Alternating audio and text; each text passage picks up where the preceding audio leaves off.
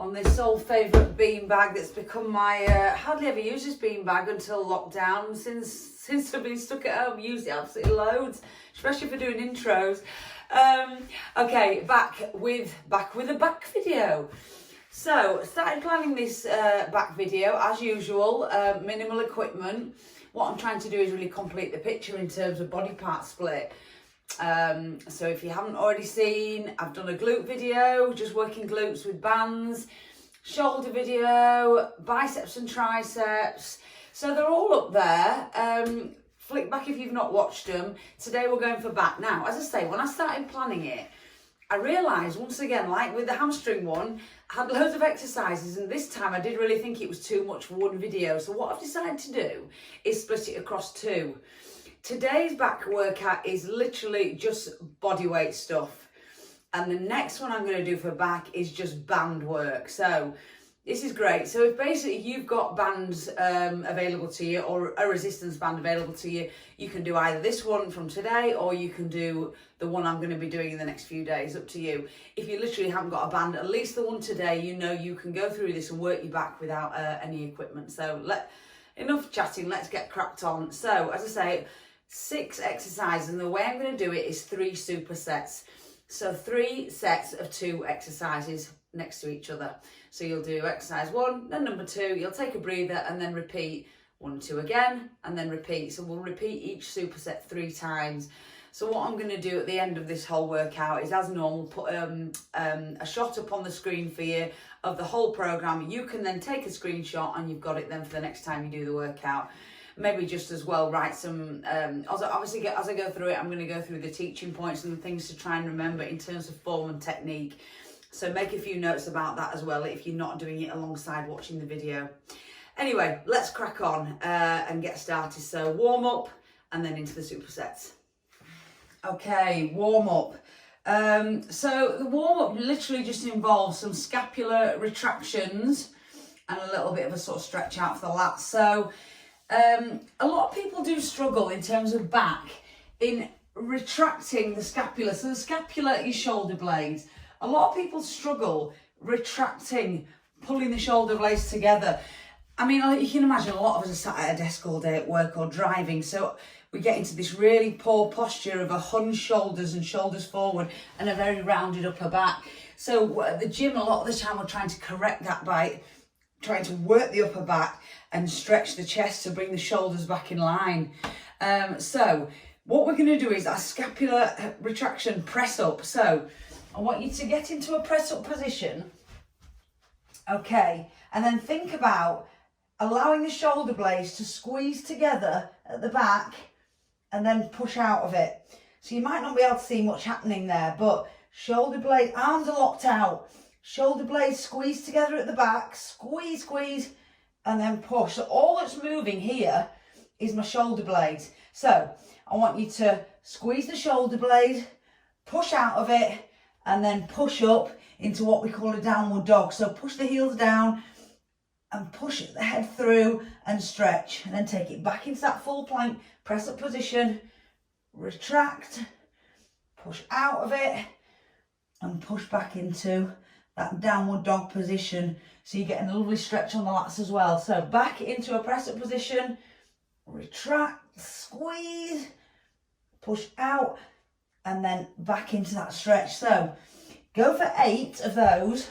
There's no rush, slow through the motion. You can't see a lot happening when you're watching it, but I want you to really focus on squeezing shoulder blades together and then back out. You can actually do it onto a wall if you want, but we're just incorporating it with a bit of movement in the back as well into that downward dog position and back through, just getting everything moving a little bit. So it is quite hard when you're doing it to try and keep everything else still, apart from the shoulders. You probably saw I was struggling to keep the bum still and not have the bum in the air, the bum down. So yeah, just practice with that. So go through 8 of those little movements, have a little shake off, and then go through another 8. and gets your back all prepared, a little bit warmer, ready to start the first superset. So let's get into that now. Okay, sorry for the funny angle. I've got you on top of a cabinet so you can see this one from above, but this is what we're going to call the reverse snow angel. So you know what a snow angel is like. You lay in the snow and go like this with your arms. So reverse, we're going to be on your front. So laying on your front, stretch the arms out in front. Head is not down on the floor, but it's only just slightly lifted. Feet are down on the floor, they stay there. Stretch the arms out in front. Keep a nice neutral neck position. Don't strain it up, neutral neck. And I want you to literally out and round with the arms, squeeze, and then return them. So they're just a few inches above the floor, stretch, out and round. As you get to this point here, bring the elbows in a little bit to your sides. Back, stretch, out, round, squeeze. So 15 of those, squeeze, and it's slow. We're not rushing it. We're getting full range, squeeze. Okay, so remember, neutral neck, stretch, get the full range. 15 of those, and then we're exercise number 2 on this superset. Right, next exercise, similar, but all we're going to do is just add that little bit of more resistance and difficulty on. So 3 options with this. You can either use your gliders if you've got any of these little slider things, which just slide on carpet. If you have some light hand weights or even water bottles you've filled up with something heavy, use them, or you've got the option of a towel. So let's start off with the gliders. So if you've got these or something that'll slide on the carpet, laying on your front, feet down, all you're going to do is place the gliders on the floor, stretch out in front, and just imagine you're at the gym, you're doing a lat pull down. Basically, that's what we're doing, but laid on the floor. So put some pressure on the sliders, pull until your elbows are as low as you can get them. So focus on the elbows, low as you can get them, and you imagine your scapula, your shoulder blades, you're going to tuck them into your back pocket of your jeans if you had pockets on. So down as low as you can get, and then slowly back. Again, neck is in a natural position, don't force it up, and don't have it on the floor, just slightly lifted. So pull, shoulder blades in back pockets, and then slowly up. Apply some pressure to the floor, get some resistance, apply some pressure, squeeze, and up. I've got 20 of these, squeeze. So that's for your sliders. If you've got a towel, most people have, grab a towel at either end. Again, same position, pulling hard on the towel, pulling. So you're going to bring it down, just under your chin, squeeze shoulder blades, down, and then back up. Squeeze. Elbows, lead with the elbows. Get those elbows as low as possible. Neck in the natural position, squeeze. And you see how slow and controlled it is. Okay, so that's the option with the towel. Same thing. Now, if you've got light hand weights, you could try with these. So, out in front, squeeze, and slowly up. Now, that's harder because as you get to the top, trying to keep those hand weights off, oh, that's a job in itself. Squeeze, control, squeeze. Okay, so, whew, that's tough.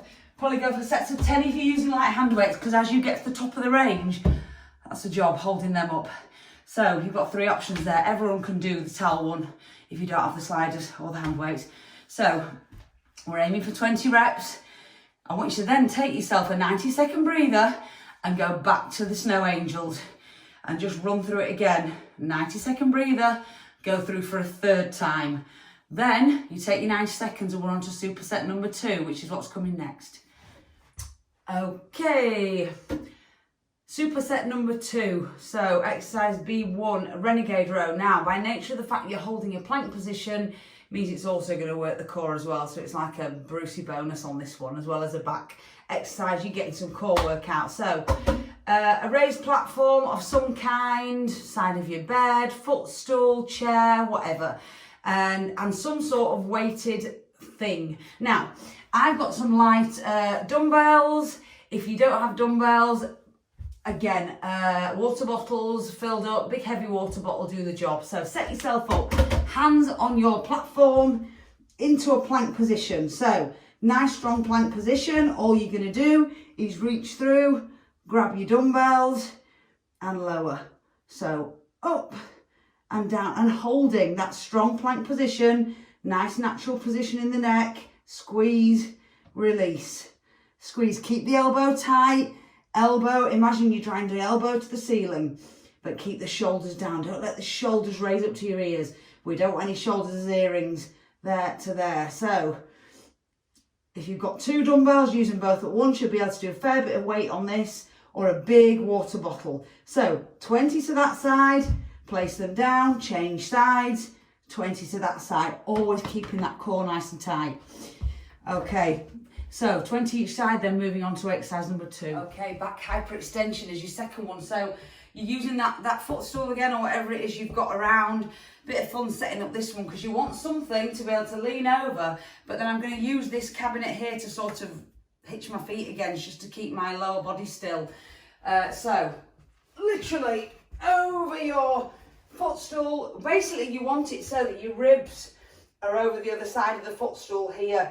You want that freedom in your back to be able to lift. And then all I'm going to do is cross my ankles and sort of wedge them against this chest of drawers behind me. And then literally all I'm going to do is lift and lower. So lower slowly and lift, using that whole back.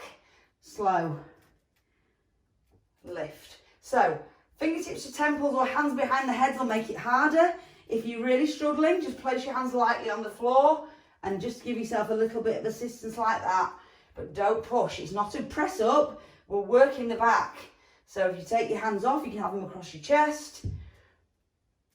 But yeah, you get the drift. You're using the back to lift. Again, neck in a natural position. Okay, so I want you to go for 12 of those, because they're a little bit more tricky. Okay, and then take your 90-second breather and then back in with those 2 exercises again. 90-second breather, do them again. So again, 3 times through. Then we move on to superset number 3. Okay, superset number 3. So your last and final superset. So both of these are rows, different rows using a different sort of hand position. So just trying to access different parts of the back. So first I'm going to call a door row. What you can do with a door, eh? So find a door frame where you've got some room to put your feet, say about a foot in front, either side.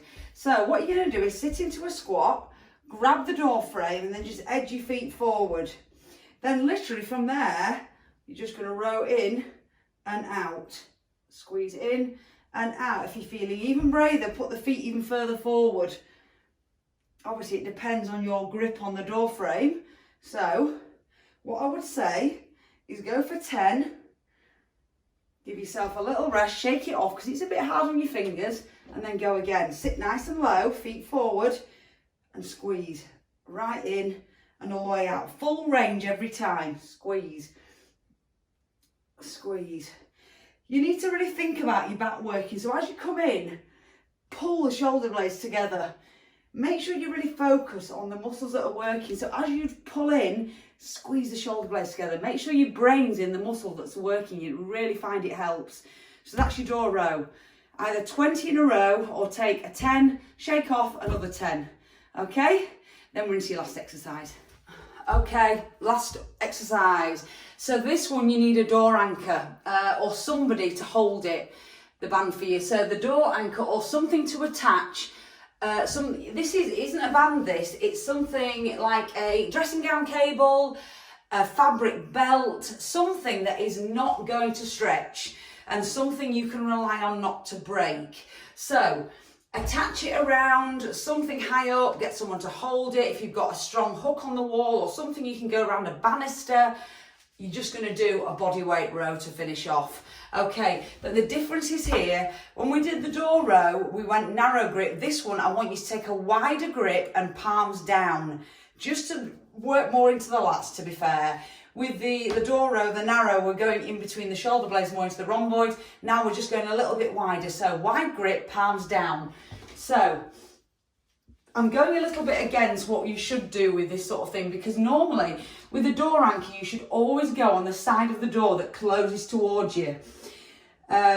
With me now, because there's no room on the other side of this door to film, I'm taking a major chance because this door moves this way. So I wouldn't advise that, but I'm hoping that it holds me for the length of this video, else you could see me crashing to the floor and that will make a fabulous outtake. So I think we're okay. So wide grip, palms down, feet as close as you dare take it. For this, I'm not going to go too crazy. And then we're literally going to take a wide grip, pull, and then slowly back to full length arms.